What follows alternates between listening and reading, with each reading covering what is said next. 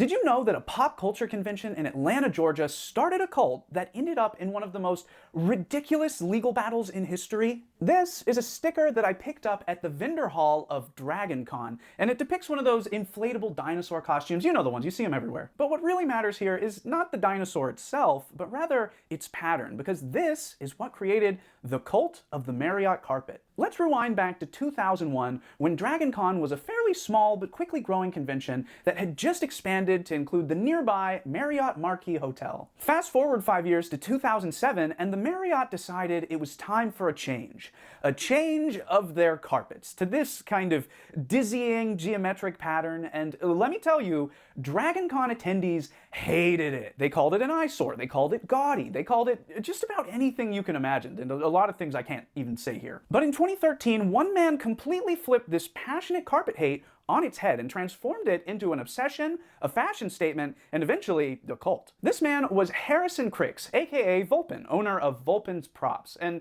being a prop maker, he had the idea to create camouflage soldier costumes. But this wasn't your typical camouflage, it was much more, as some have said, gaudy, because it was meant to blend in with the carpet from the Marriott Hotel. And this took the con by storm. People loved it, and a lot of them wanted Marriott carpet pattern costumes for themselves. The demand for the pattern got so high that Vulpin started selling it through the print-on-demand service Spoonflower so that people could more easily make Marriott carpet patterned apparel. So things were going great for all the Marriott carpet lovers of the world until Coriston Inc., the carpet's manufacturer, caught wind of what Vulpin was doing and sent him a cease and desist letter. And while Vulpin did stop selling the pattern, the ridiculousness of being sued over this niche inside joke from a convention absolutely exploded the popularity of the Marriott carpet pattern online and caused even more of it to start showing up at the con. So at this point, the seeds of the cult were planted, but it didn't turn into a full-blown cult until December 23rd, 2015, when the Marriott replaced that beloved carpet with a neutral and boring design that con-goers have dubbed